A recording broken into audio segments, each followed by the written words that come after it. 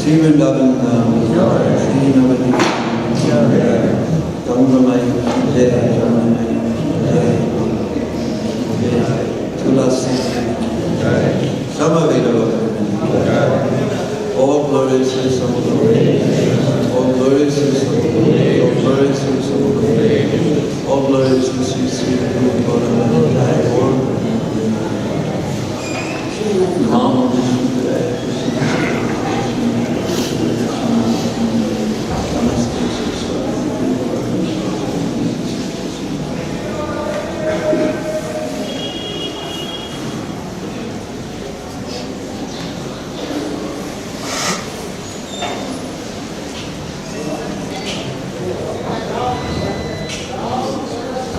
Om Namo Bhagavate Vasudevaya.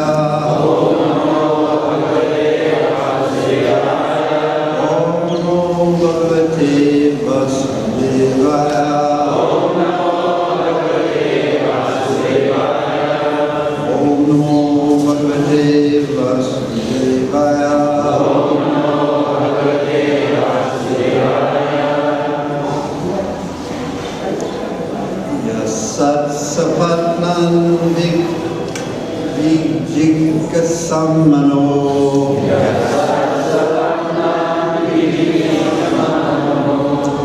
Sat Sapatnan Vijigit Someone help me with that word.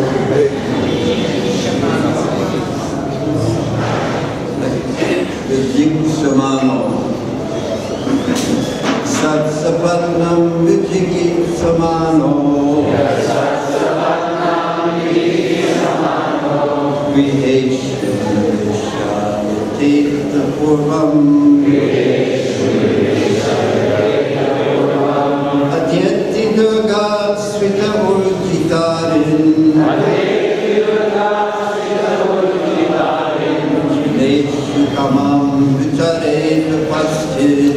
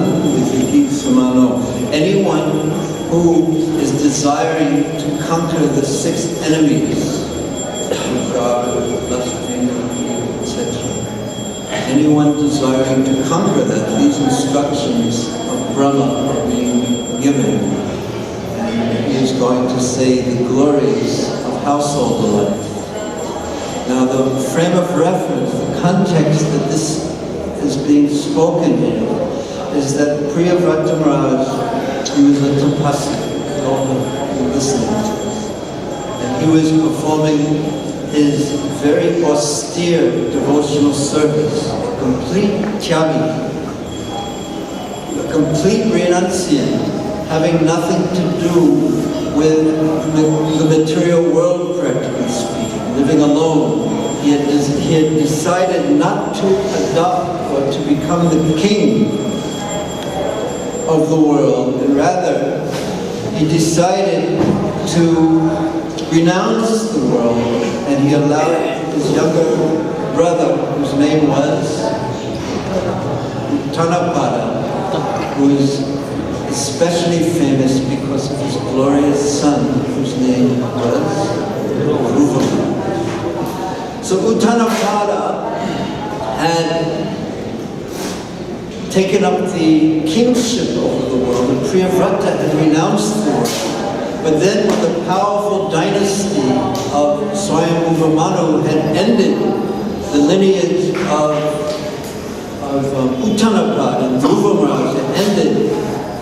One powerful person, extremely powerful person, was required to rule the world.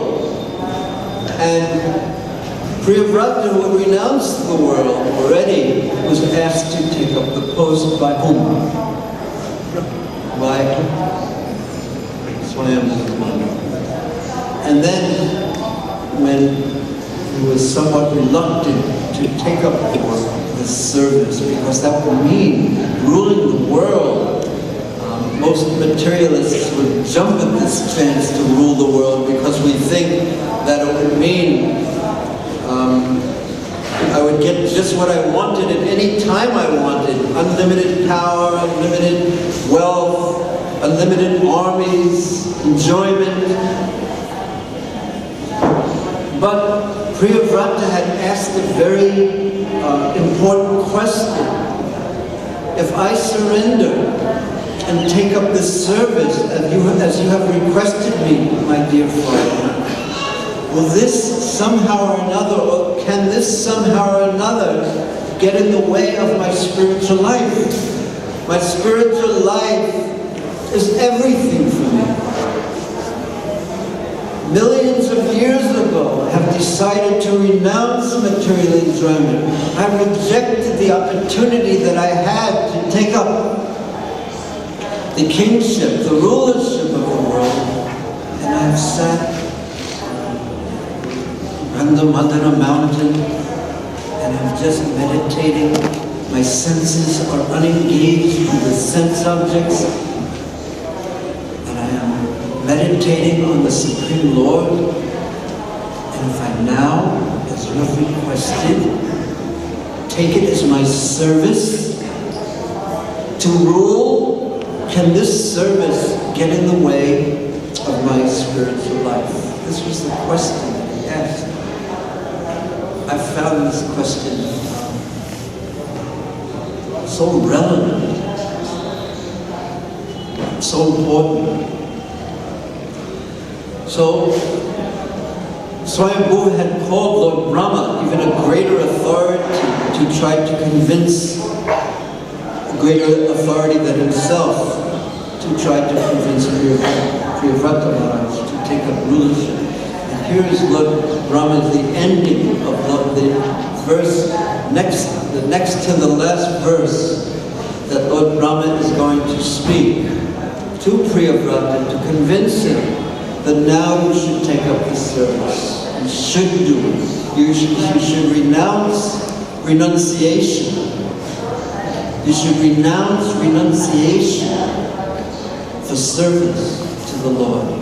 But the level of this verse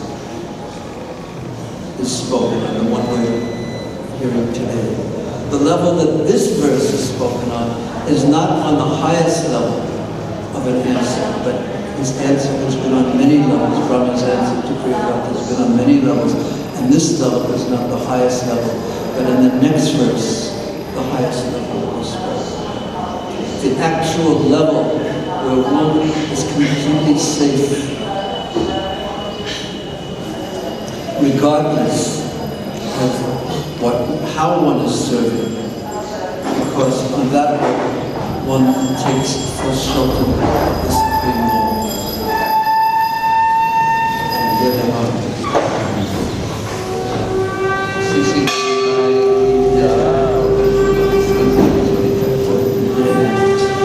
Krishna Balaram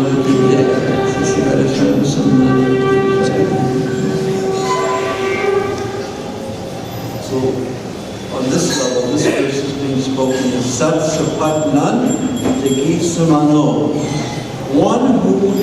desiring to conquer the true adversaries, the true, what's another word for adversary?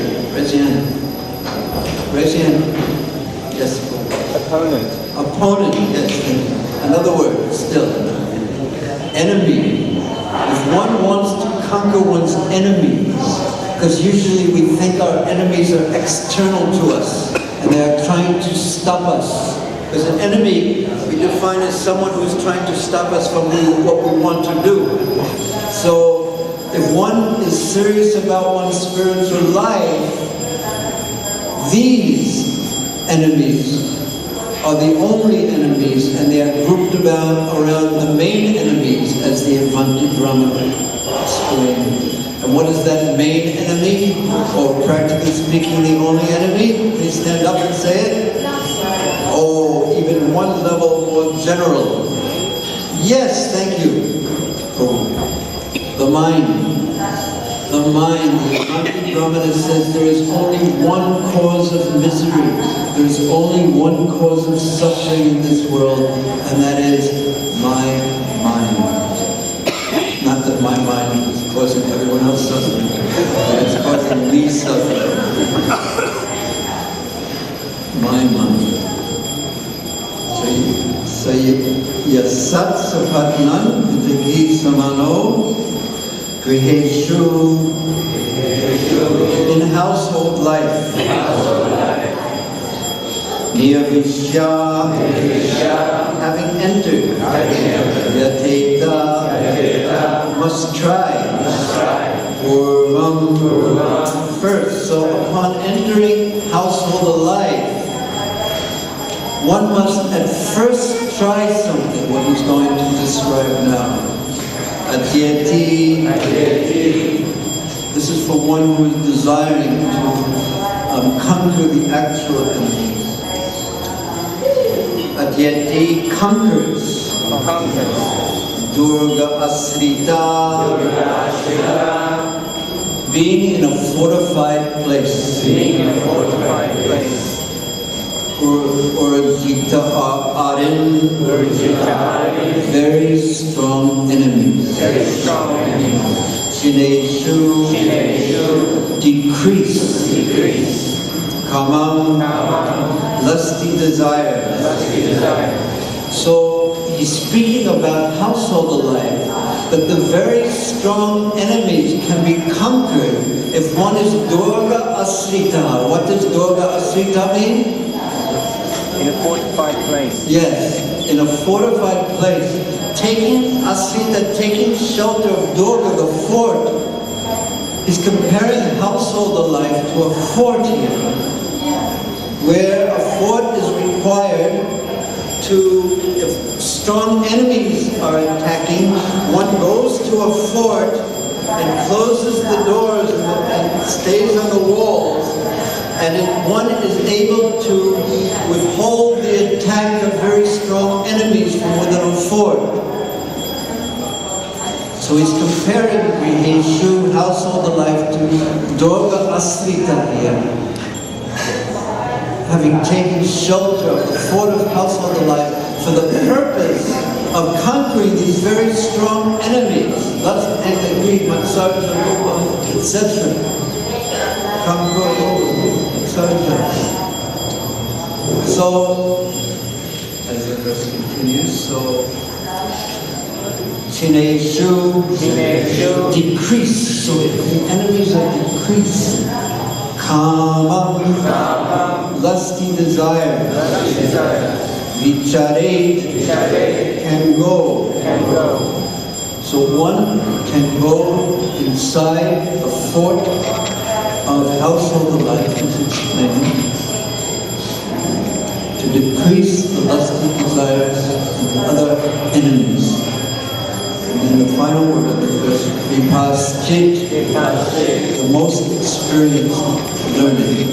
So this is the conclusion of Lord's World Learning. So these are instructions on a specific level.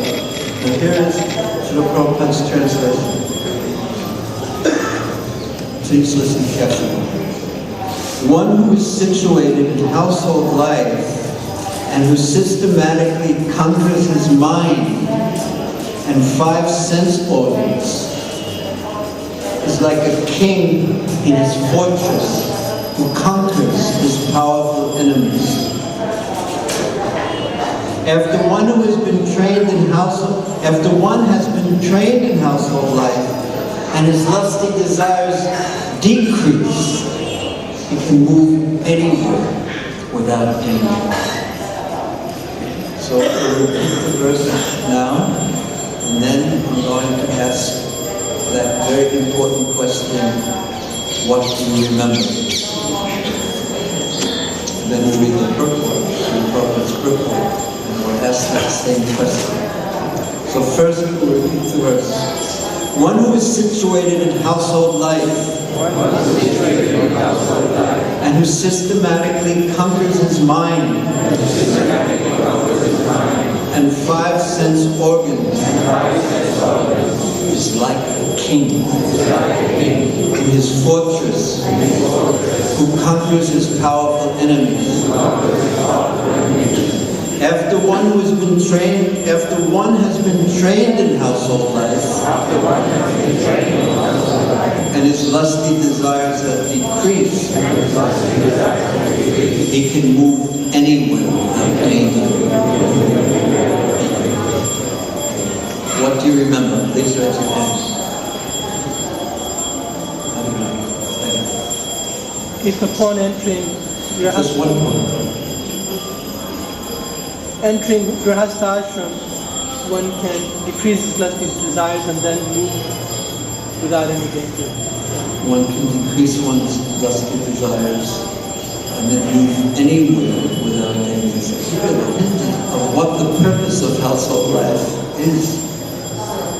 It's to decrease one's material involvement, not to increase, but to decrease.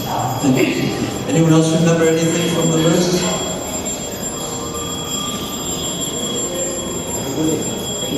Yes? Just specifically from the verse. Anyone remember anything from the verse?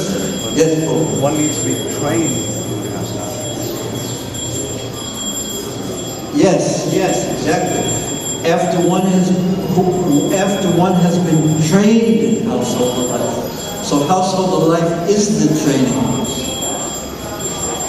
for the purpose of decreasing one's physical, mental involvement in material sense enjoyment. You forgot to raise your hand. Now we have a special corner for those who don't raise their hands. But yes, of course. Raise your hand. Thank you. I can't help it. One who conquers his mind and senses. One who conquers his mind and senses. He is like a king in his fort. The next verse will explain it on a little bit of a different level, but it is like a king in his fort. Because when the king is in his fort, he's well protected. So many important instructions about household life. Thank you. Now we shall read Srila Prabhupada's purport. Please listen carefully, and I'm going to ask what you remember. It is not a long purport. The Vedic system of 4 varnas and 4 ashramas, and I got a glimpse of Krishna's expert arrangement from this purport for the speaker, and also his sense of humor also. The Vedic system of 4 varnas and 4 ashramas is very scientific, and its entire purpose is to enable one to control the senses. Before entering household life, Grihastha ashram, a student is fully trained to become Jitendriya. That was your point. Fully trained to become Jitendriya, a conqueror of his senses.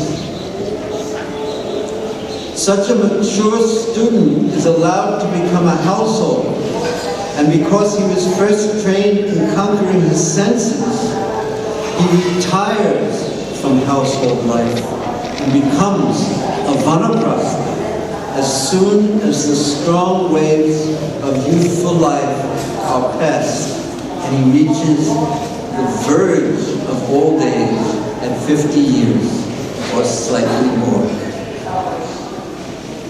So, I'm 67 almost. So Krishna is so kind to make these words of Srila Prabhupada come from my mouth into my own ears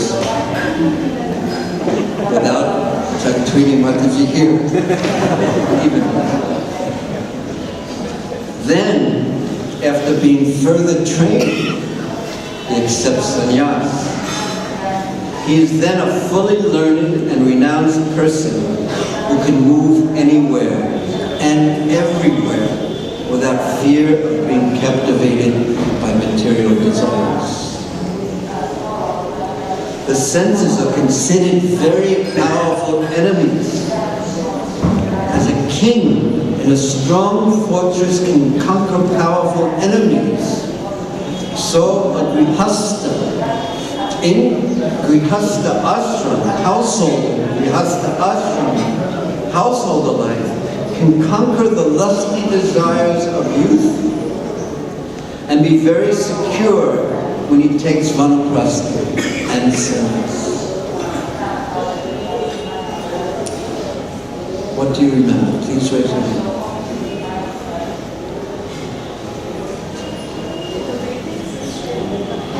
In the Vedic system, the four Varnas and the four ashrams are scientific in the Vedic thank you very much.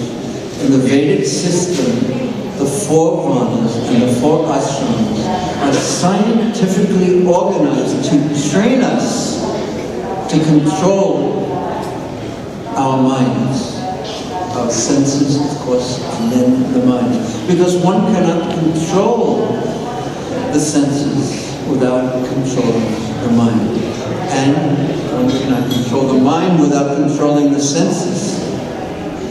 Anyone else raise their hand, please? Please raise your hand if you remember something, even if it is. Yes, Prabhu. Loudly.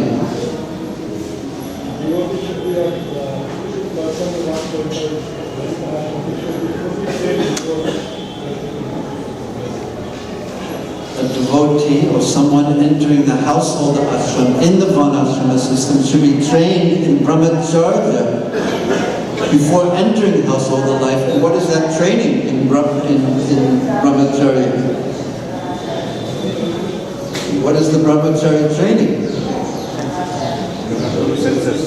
And what's the control of the senses? And how do you control the senses? Control the mind. And how do you control the mind when you're a student? Fully engaged, but how does one become fully engaged? What's one step before full engagement? By obedience. Exactly the point I was thinking. Obedience. Obedience. Because the last thing a conditioned soul wants to do is be obedient. He sees the world as a realm, a sphere, a kshetra, a field of enjoyment. This is the mentality of a conditioned soul. He sees, I am my body, and everything I see is meant for my pleasure. And especially when the senses are strong in one's youth, this is so dominant in the consciousness, and therefore youthfulness is the time not for enjoyment, as is said in contemporary so-called civilization, not the time to allow one's senses to go wild. Physically, on the internet, walking through all the malls of the world, It is not the time, youth is not the time for that. This is the so because it's scientific, the Varnashrama system is scientific. That means that it's controlled and meant to achieve a specific purpose. And that purpose is to develop one's love for Krishna, prema pumardo mahan. So in brahmachari life, before one becomes self-controlled, in other words, one's intelligence becomes the controller of the mind. Before one can reach that stage where one intelligence controls the mind, one goes through the stage of complete obedience to the teachers, spiritual master, guru.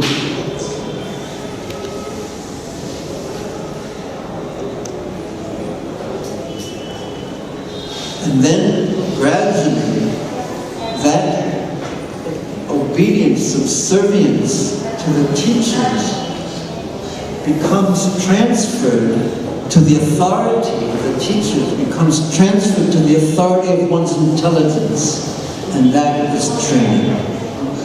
Gradually, the authority of obedience, the obedience to one's authority becomes transferred to the persons who are right in front of us, or at that time were so much bigger than us, the kind-hearted teachers, and the guru is transferred to one's own intelligence. And then one can go anywhere in the world because one has the authority of one's intelligence. And what is the intelligence trained to be subservient to?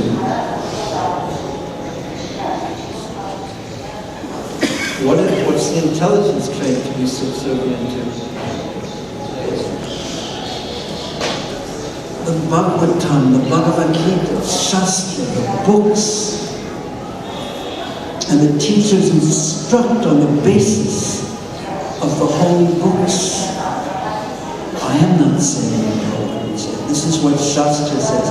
Prabhupada would even say that the strongest statements, this one's a rascal, this one's a rascal, this one's a rascal. Sometimes he would say, I know these are strong words.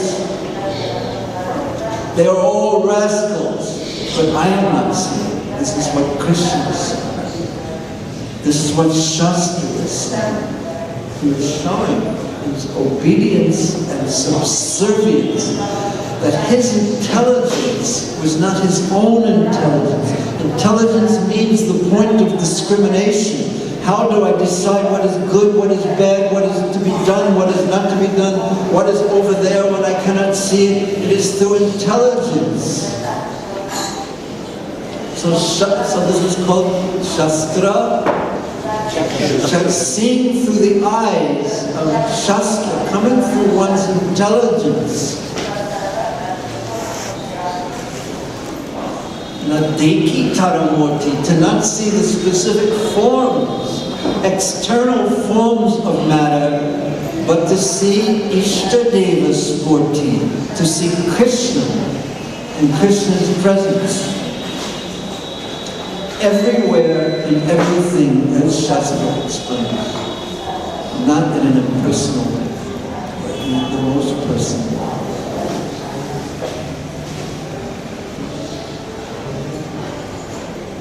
Does anyone remember anything else from that purport? From Srila Prabhupada's purport?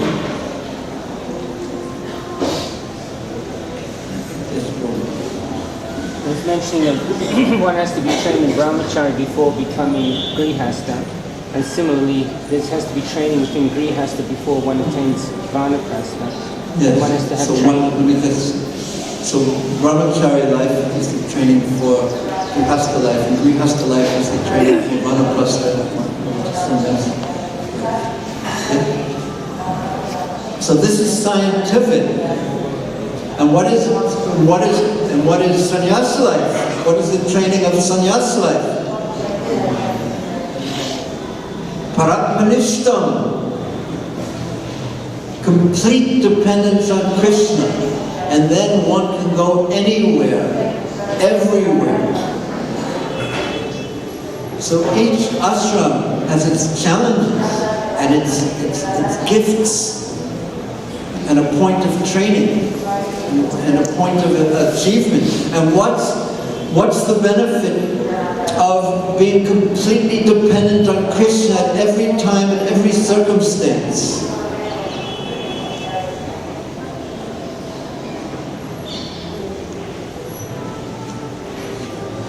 What's the benefit?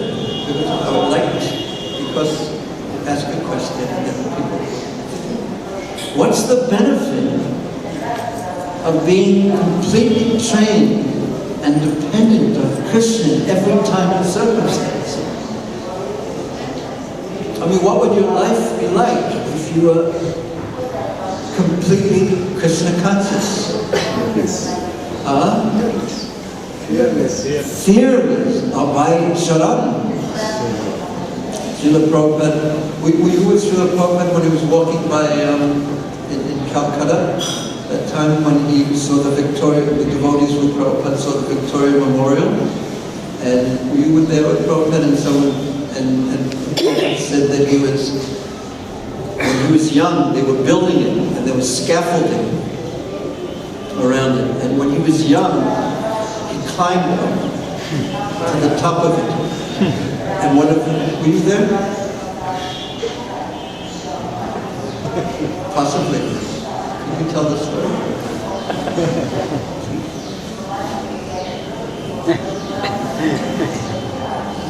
And so the devotees said, "Oh, Prabhupada, you were fearless because it is so high." And Prabhupada replied, "I still am fearless. Otherwise, how could I have gone to your country alone? No support, no scaffolding. Just dependence on Krishna." And then, what happens when one depends on Krishna fully? And this is what Priyavata ultimately was asking me when moving to that point. He said, if I take up this service, and could I get myself into more difficulty by taking up the service and lose my spiritual life?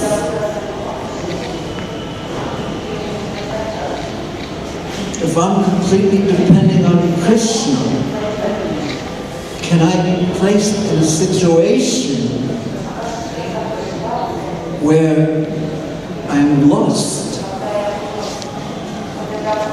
Now if I say yes to that, or I say no, or if I say no, Krishna will always protect you. So you'll listen to me saying it, and it will enter a certain part of your consciousness, and according to the depth of my own realization, that words that no, Krishna will always protect you, he promises it, Name Bhakta Pranashyati, according to the speaker's own depth, that the words will enter into your consciousness to one degree or another, and according to, of course, your receptivity. But if you personally are serving Krishna, and you see Krishna at every step is caring for you, that knowledge will be yours. It will be realization.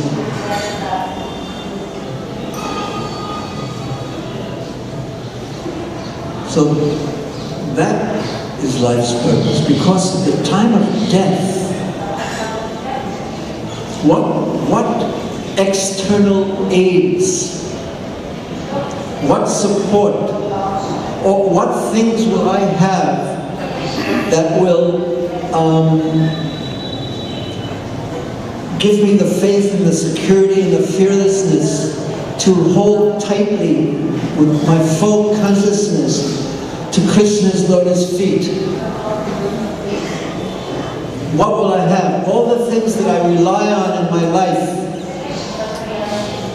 external things, to influence the world, So I get what I want. So my path becomes smooth and simple and as effortless as I can make it. I use my intelligence, I use my cleverness, I use my influence, I use my beauty, I use it. We use our senses, we use our bodies, we use our intelligence, we use our credit cards, we use the people we know, we use what money we have.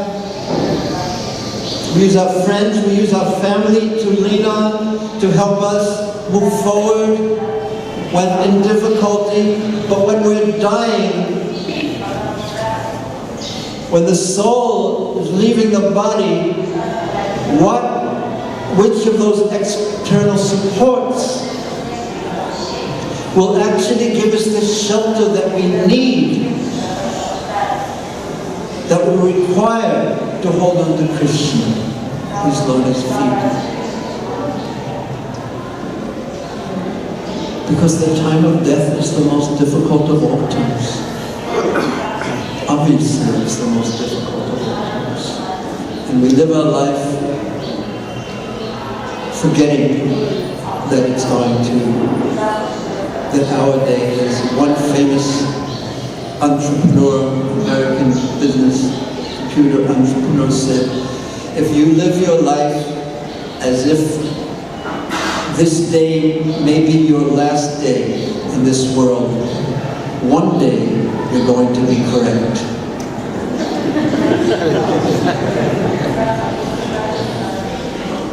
That's for everyone, not only you, but everyone, from the youngest to the oldest. So life, so that because there's no consciousness of this when one is younger, and the power of illusion, Maya, is so strong, there is such a tendency to push this away, this thought that I'm going to die, to push it to the background of the consciousness. We don't like this thought in our consciousness. So therefore, and the culture, the Western culture especially, is designed to make us forget that we're going to die. It's designed to make us think, to consume, to enjoy. But the Vedic culture, the Varnashrama culture, is exactly the opposite. It is designed to have us live our life in such a way that it scientifically trains us to the point of complete dependence on Krishna and Antya Narayana Smriti, to remember Krishna. Because Dishyam Manaslayam Vishya Upasevati, whatever fills it, Sadatat Bhava Bharata, whatever fills our consciousness at the time when we are leaving this world, we will go there. Very scientific. I'm going. Does anyone remember anything else from the report? Because it was so long ago I read it. It's hard to remember. So therefore, I'll read it again. Please listen carefully. And I'll ask the same question again. The Vedic system, these are Srila Prabhupada's words, his instructions to us. The Vedic system of 4 varnas and 4 ashrams is very scientific, and its entire purpose is to enable one to control the senses. Before entering household life Grihastha ashram, a student is fully trained to become Jitendriya. What does Jitendriya mean? Conquer over the senses. Such a mature student is allowed to become a householder because he was first trained in conquering the senses. Excuse me. Because he was first trained in conquering the senses, he retires from household life and becomes vanaprastha. As soon as the strong waves of youthful life are past, and he reaches the verge of old age at 50 years or slightly more. The strong waves of youthful life go Why has Prabhupada used the word, the strong waves of youthful life? What are the specific characteristics of waves, especially by the ocean? Raise your hands. What's the characteristic of a wave? Not this kind of a wave. It goes up and it goes down. The senses control our mind. Yes, And good, we thank distract. you. Goes up and down, yes. Characteristic of a wave. They keep coming one after They keep coming. They are relentless. The waves keep coming again and again. Sometimes the waves are huge, and sometimes they are smaller, but they are continuous. So especially in youthful life, the waves of one's sense desires, sometimes stronger, sometimes weaker, but they are relentless. Therefore, one needs training. Then, after being further trained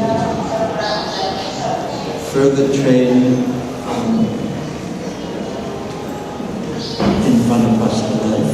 What is the training of Vanaprastha life? Grihastha. Okay, but what is the specific training and challenge in Vanaprastha life as described in the 7th canto and the end of the chapters, and also in the 11th canto? What is the specific training? So in brahmachari life, the training is obedience and sense control, mind control. Household life, very much to conquer those enemies and to become detached. And in Vanaprastha life, what is the training?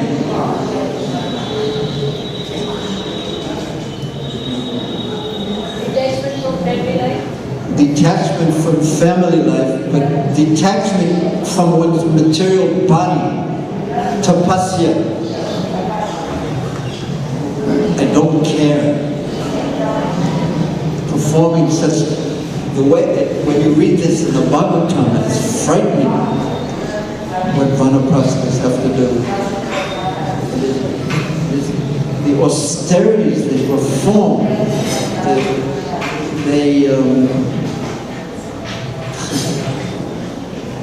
the way they dress, the way they eat only the leaves that fall from the trees after they've fallen, dried leaves without spices, no chili.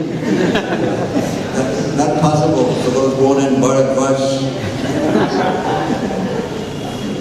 especially in some places.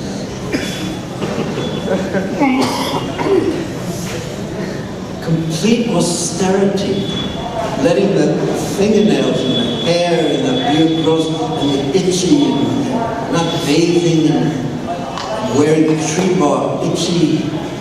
I don't care. I don't care. In the summer, surrounding oneself by fire in all the directions, in the summer heat, I don't care. How strong your mental control has to be to perform austerities. The austerities aren't really on the physical platform, they're on the mental platform, because one's mind rebels and says, I will not do this anymore.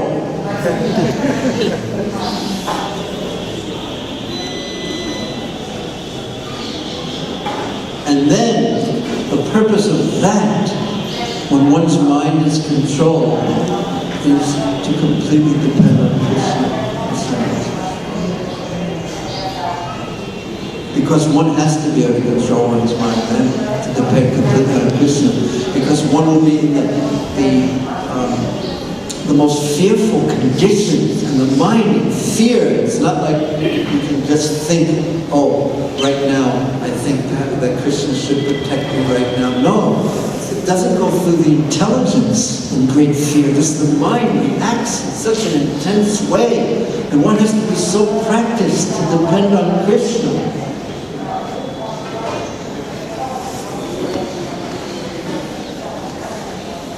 And then the body. It's falling. You can't breathe. The heart.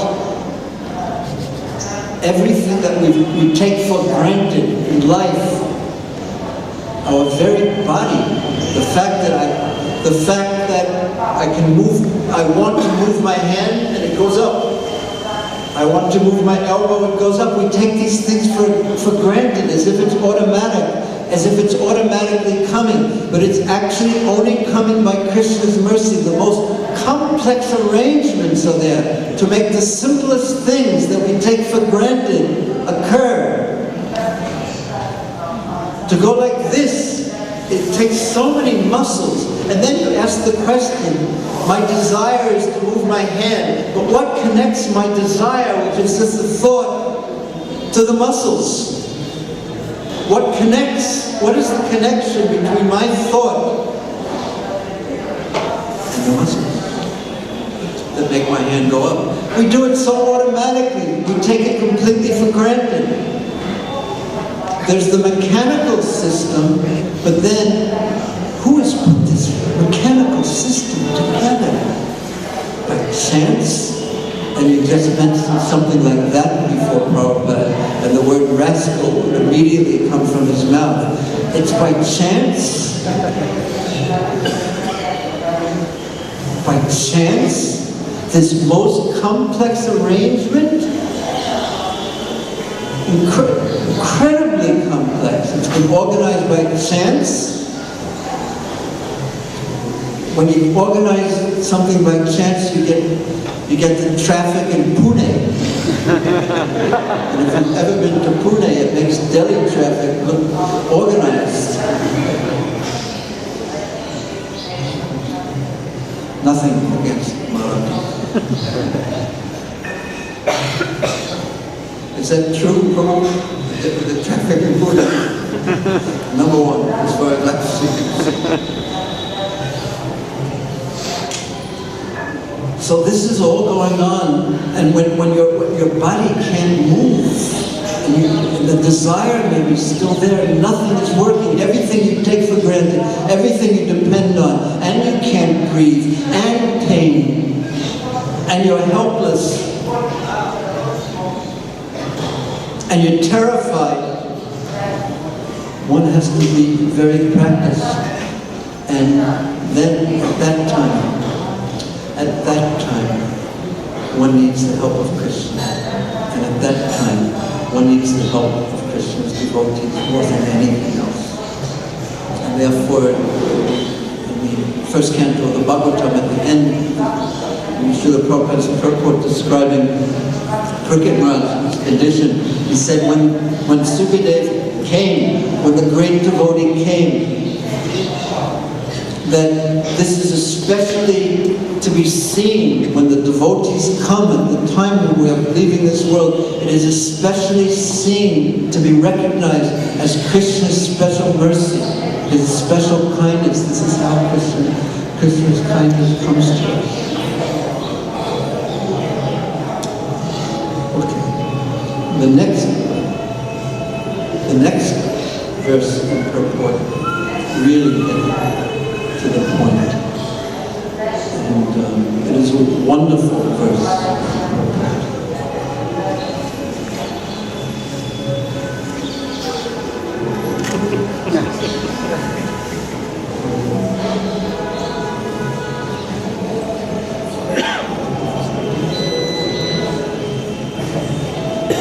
It is so wonderful and Prabhupada just explains in such a practical way.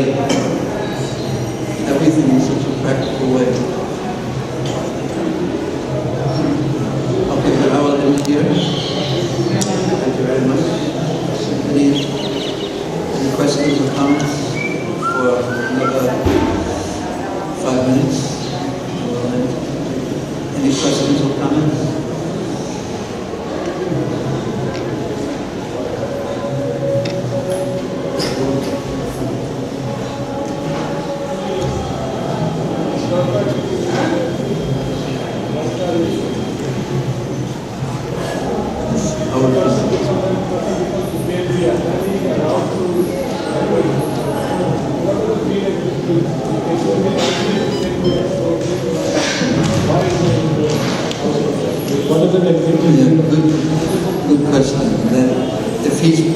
someone is Jitendriya, can control his senses, then he is allowed to enter household life.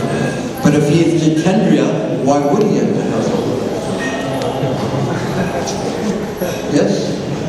One reason is his mother is like yes? Sometimes it is like that. Sometimes dutiful, sometimes his mind not be fully controlled. Maybe his mind isn't fully controlled. Sometimes circumstantially, sometimes even for service it may happen.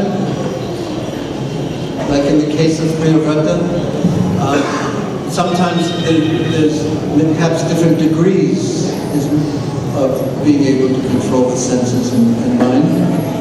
So that's how I would answer that question.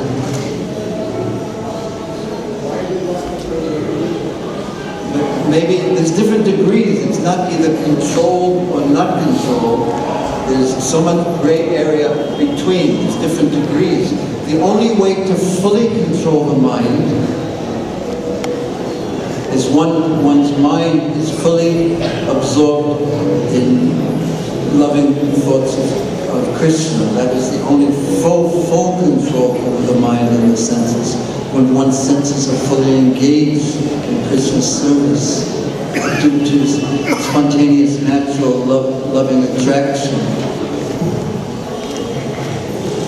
So there are varying degrees. And sometimes the teachers, they see the person's capacity and what his nature is, and may have a different recommendation for him. Is that all right? Any other questions?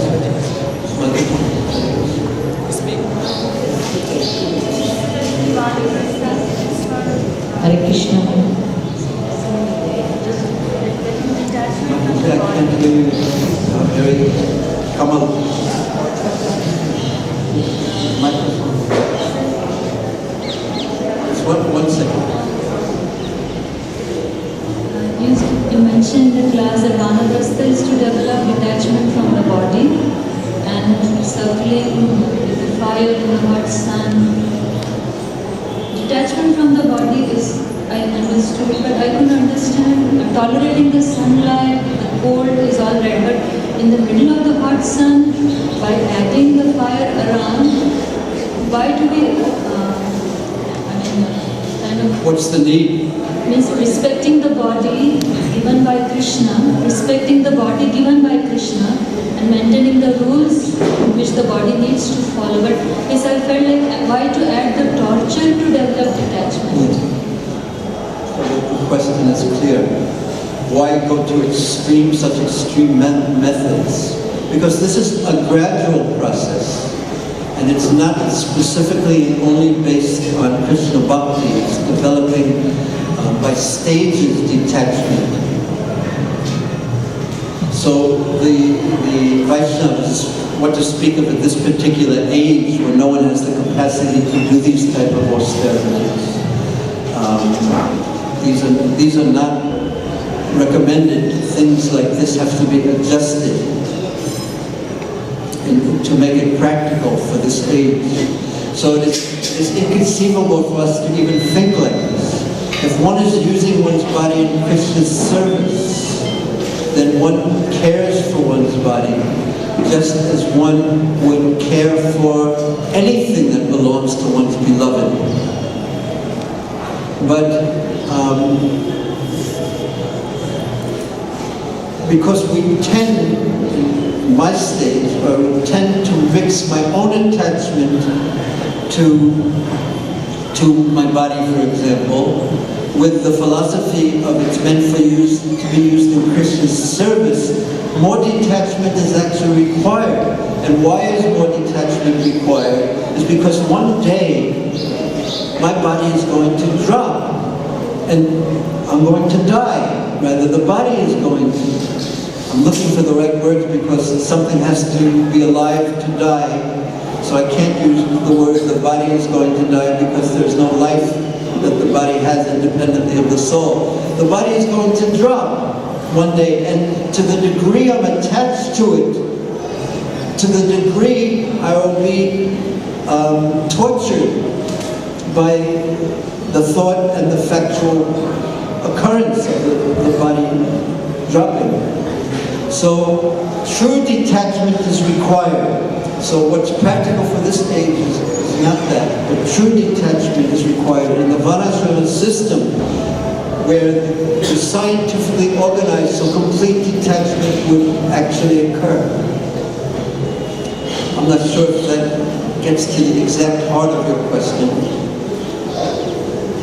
But Mataji, you don't have to do that. Living in Govardhan or living in Roshana is war enough.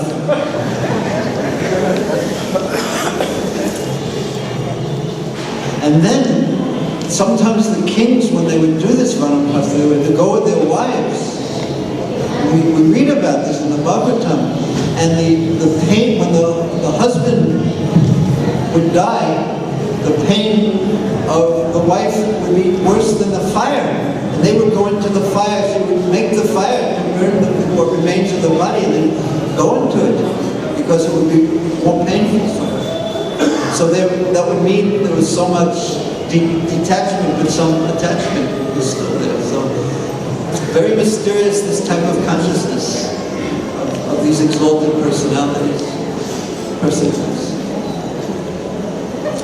Okay, last question, if there is a last question. Hare Krishna, Prabhu. Is it necessary for the... Akashvani. Hare Krishna, Prabhu. Is it necessary for the Vanaprastha to change his dress to saffron? You mean the Mataji or Pitaji?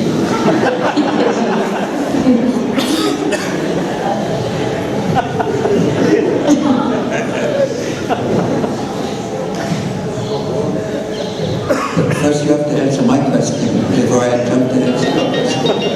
No. Is it necessary for the Prabhu to change to saffron dress when he's in the Vanaprastha ashram? You mean within ISKCON, within Srila Prabhupada's movement? Yes, Prabhu. I don't know. I mean, it's not very well established in our ashram, because during Prabhupada's time, everyone was like 20 years old, 30 years old. So it never really came up. In the Bhagavatam, it says that a Vanaprastha should wear fire-colored cloth, if I'm not mistaken, which is like saffron.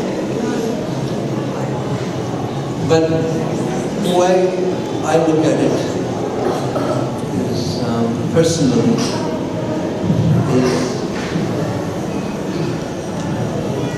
one of the symptoms of Kali Yuga, described in the 12th canto, is that everything would be judged externally, by the external symptoms only.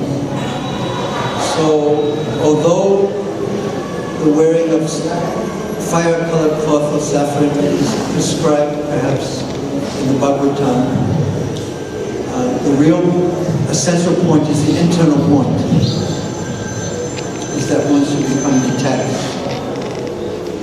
Because